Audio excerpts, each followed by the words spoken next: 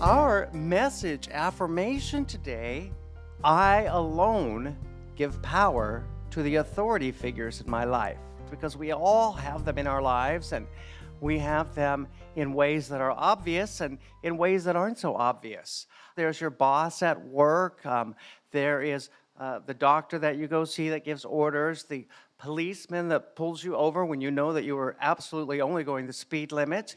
And of course, we have parents who are authority figures. We have teachers who are authority figures.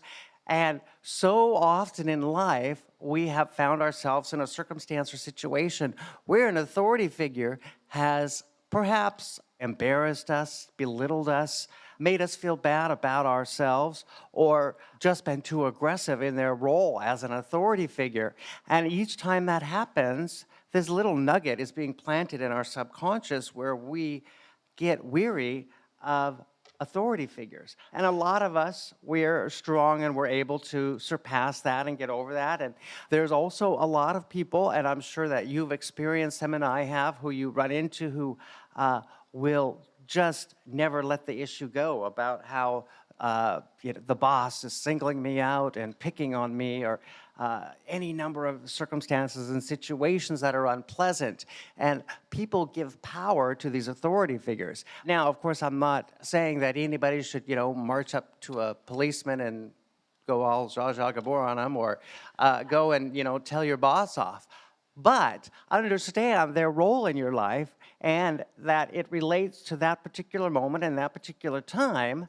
But it's how you interpret it. It's what's happening in your mind that is the most important thing, and that is where the power comes from. Because the other authority figures that we have in our lives that we don't think about, that aren't so obvious, are fear. When we let fear come into our mind, fear becomes an authority figure in us.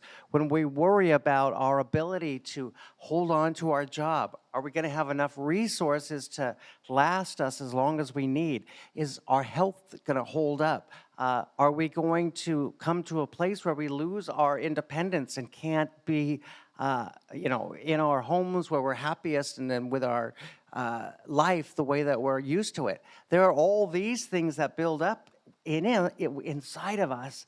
And of course, these become authority figures. They have authority over our lives and our emotions and how we act in the world and how we project ourselves. And they often, like we talk about negative things and negative thoughts, they rob us of the joy of life. They do, because we're giving more authority to these issues and these authority figures than they actually deserve, than they're required to. One of our scripture readings was from the Old Testament, and it was from the book of Job. And a lot of us are familiar with the story of Job, how he was a very wealthy, God-fearing, and very devout man. And he went through his life, and he was very obedient to God, and he also lived in fear of upsetting God. And so he did everything very righteously. And we know that, reading in the scriptures, that there came a point where all of his wealth was gone. A lot of his family left and turned away from him, and he was in a place of absolute desolation. His health was failing him. And when we read through the scriptures, we see that it was his fear of what God might do if he strayed a little bit, if he went outside the lines a little bit, if anything in his life was wrong. He had this fear. And in fact, for the thing which I greatly feared is come upon me, and that which I was afraid of is come unto me. So we see that he allowed this fear of falling out of grace with God to become this authority figure. And of course, as we know, and we talk about so much in New Thought, the laws of attraction, this fear and this worry that he was going to fall out of favor with God and lose everything he had actually came to pass, because he allowed that to happen. He allowed that fear to become this authority figure in his life. And guess what? We attract what we think. And we talk about that so much here in our fellowship and in New Thought centers across the world. these are things that we know to be true, that we attract that which our mind is focused on, and we attract that which we put out. And so even though we read that Job was a very pious man and he lived strictly according to the rules of God, during that whole process, he was doing those things out of fear of falling out of favor with God and what the consequences would be. And then that's exactly what happened. And as we read further, it was at a point in time when Job was at his lowest, when everything was taken away. His illness was about to consume his entire body. All his wealth was gone. His family had turned against him, that he finally just released and let go of all these worries and fears, because he was like, well, I'm at the bottom of the barrel. There's really there's nowhere further to go. So I'm going to let go of all this fear and this worry and all this doubt and all this stuff that has become an authority figure in my life. I'm going to let go of all that. And he did. And we read in the scriptures that, of course, suddenly all of his wealth came back to him. His family regained respect for him. And he found himself in a much better place than he had ever been before, because he let go of that fear. And he knew not to walk down this path where he was so afraid of things. And so he let this authority figure stop having power and control over his life. And this is something that we ourselves can find in our situation. We're New Thought students. I don't proclaim to have all the answers, and I know the challenges of being a human being living a completely spiritual life, because we fall into these situations where our human emotions take over, and payroll's coming up, and oh my God, is there enough money? And you have the fear that there isn't enough money, and then a lot of times there isn't. And so, you have to hold back your paycheck, and you don't get paid while everybody else gets paid, because you had that fear, rather than having the let go and let God. And it's interesting that that was our daily word, because I hadn't planned those two coming together, but it's a wonderful thing that they did, the synchronicity there. That when we just let go, don't let these authority figures of fear and doubt and anxiety and upset overcome us. And all of this came from this wonderful article written by Eric Butterworth, and he wrote this for Unity Magazine. Eric Butterworth suggests that we go to a place sort of in a meditative state. Imagine yourself going through your mind. You close your eyes, you go through your mind, and imagine all these little tokens that you've had in the back of your mind from the time you were a child, when maybe one of your school teachers embarrassed you in front of the class because you weren't doing something quite right, or one of the bullies in the class embarrassed you, or you had to go to the principal's office, or it was your first day on a new job and the boss, some authority figure in your life did something to you that planted this little kernel that is still existing in your subconscious.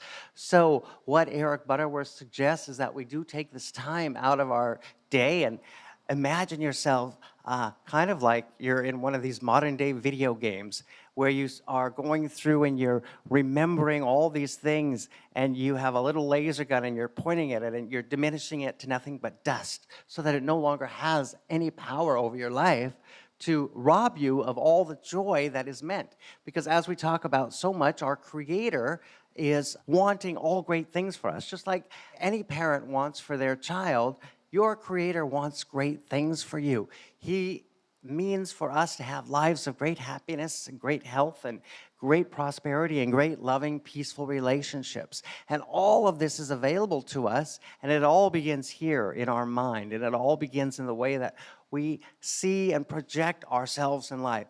And a big part of that is all of these authority figures that are living in our subconscious that are holding us back. The fear of poor health, the fear of lack or limit, or the fear of not being good enough to do something, or the fear of being embarrassed in a group of people, and so you hold back parts of yourself. Those are all these authority figures which don't physically, materially exist, but they're just as strong and just as powerful as the police officer who pulls you over when you were going exactly the speed limit, and your boss at work, or the teacher, or anybody in any sort of authority figure over you, your physician who yells at you because you're not taking your medicine the right way, or you haven't given up some habit that you need to, and all these authority figures that we have in life, and all the little kernels of doubt and fear and everything that gets planted in us. We want to take the time and go through our mind and eliminate those, because we know that they're not real. They're just living in our mind. And what we need to have in our mind, what we read about so much, and what Christ shared with us during his time on earth, was that indeed we are powerful, and that we are meant to have great things, and that it is your Father's pleasure to give you all things that you want. I have this slide, and I have these handouts. This is great to take home. So when you think about all these things, all these sort of authority figures that are in your mind, all of these little nuggets that you've buried somewhere deep in your consciousness, how we can work to get rid of them. Every time you allow a person or a situation to bind you in fear, you install them in a hallowed place in your mind. So when we do find ourselves, and these things happen to all of us. Maybe you're standing in the wrong line at the supermarket, and the clerk comes and says, hey, you're in the wrong place, and embarrasses you in front of people, or any number of things that we do just as human beings. And people with any degree of authority, they come into our lives, and they say something that embarrasses us, that hurts us, that makes us feel bad. And we plant these little things in our mind, and then we live with it, and we carry it around, and it becomes limiting, and it takes us away from the full joy and the full happiness that we should have in our lives. So a wonderful thing to do when you get time to be a little meditative is, first of all, relax, remove the fear, see the situation for what it presently is. So I stood in the wrong line at the supermarket. Who cares? The world isn't going to come to an end. Or, I was going exactly the speed limit, but the officer didn't see it that way. You know what? It's not like it's a bad thing. You did the test the wrong way at school as a child, and the teacher scolded you in front of everybody, and you're walking around with that. Well, you know what? It doesn't matter now, because you've all moved on, and it's behind you, even though subconsciously these things are in us. But to get rid of them, again, relax, remove the fear, see the situation for what it presently is. See all that you're doing holistically in your life to remove the problem. And when we say holistically, we talk about through our mind, through working with our mind, through going into our mind and eliminating all of these things that are holding us back, that are keeping us and robbing us from the true joy that we are meant to have. The next step is visualize the perfection. And the perfection is that, what the teacher said to me, what the doctor said to me, what the boss said to me, what the police officer said to me, it doesn't matter, because I know that I am living in a place of perfection, because I know that I was created in the image of God, and God is perfect, and therefore I am perfect. To do all this, make the commitment to practice your meditation at least once a day, because as I've talked about so much, it's work, it's hard work. Like becoming a great musician, you don't just sit in front of the piano and suddenly know everything. I mean, you learn chords and you go through the process. To become a great sports person, it takes training. Anything that is great and worthy in life, it's going to take some training. And to completely clear the mind, it takes a lot of work. So make that commitment to yourself. And this is for you, because whether you do it or not doesn't affect me too much, except, of course, that I want everybody to be wonderful and happy. But this is something you give yourself. So make that commitment to practice meditation at least once a day.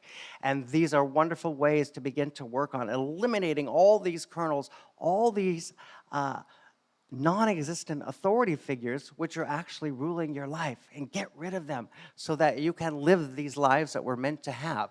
And our goal for the week is, and this came specifically also from Eric Butterworth's article, and this is a great thing to do too if you have the time, and I think that it doesn't take a long time, but when you find yourself with a few minutes, make a list of all the authority figures whom you have given power over your life.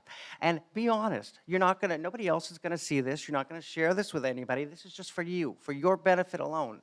So make this list of all the things, then envision going through your mind and one by one eliminating them.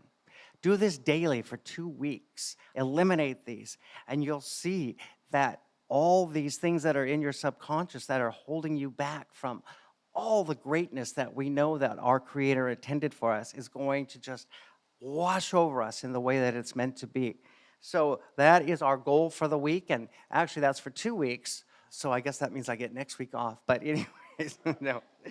But something very important to do, and to do for yourself, because we do a lot of things for ourselves. We make sure to prepare meals, we bathe, we go to work as we have to. We do so many things for ourselves, and this is something we do for ourselves, for our inner body, for our mental health, for our spiritual health, to get a hold of and get these things resolved and get rid of these authority figures that don't really exist. And the good news is that we can create a temple of truth with an array of dynamic realizations, eliminating these authority figures that have held us back from living the true and dynamic life that our Creator has intended for us. A life filled with great happiness, great health, great prosperity, great loving and peaceful relationships. All of this by simply no longer giving authority to figures, emotions, fears, which have limited our lives. So I have printed out a big stack of these. This is a great thing to maybe tape to your mirror, or a place where you get ready in the morning, and or if you have a place in your home where you get to sit back and do a little meditation and follow these steps. Relax, remove the fear, see the situation for what it presently is. See all that you're doing holistically in your life to remove the problem. Visualize the perfection. Visualize the perfection, because it's there. As we say every Sunday morning when we start our service, we are all perfect, spiritual, and divine. So you are perfect. Visualize the perfection. And then make the commitment to practice that meditation at least once a day. And as Eric Butterworth had said in his article, for 2 weeks, go through this on a daily basis, envisioning all these authority figures after you've made this list of that time the school teacher embarrassed me, that time my boss gave me a hard time about not doing something right, or that fear that I live with of I might get laid off, or I might lose my job, or I might not have the resources to meet all of my expenses this month, or my health may not hold out to let me do all the things that I want to do. Write down all of these fears, all these authority figures that are ruling your life, and then slowly begin to eliminate them from your mind so they no longer have power over you, so that indeed you live this life of greatness that your Creator has intended for you. All right, I'd like to invite you to join me in prayer. Eternal and loving Spirit, we thank you so much for giving us these gifts, for allowing us to have the knowledge that we needn't be ruled by these phantom authority figures. We thank you for giving us the intellect to differentiate between those authority figures that exist and us knowing what we must do, of course, to be within the law, to be functioning appropriately, but not allowing them to rule our lives, not allowing them to give us anxiety, fear, doubt, worry. We thank you for letting us be these eternal truth students, seeking truth, just as the way shower, Jesus the Christ, taught us. We thank you for giving us the tools necessary to live lives of great happiness, great health, great prosperity, and lives filled with loving and peaceful relationships. We thank you for all these things and more. We thank you in the name of faith, hope, and love. Amen.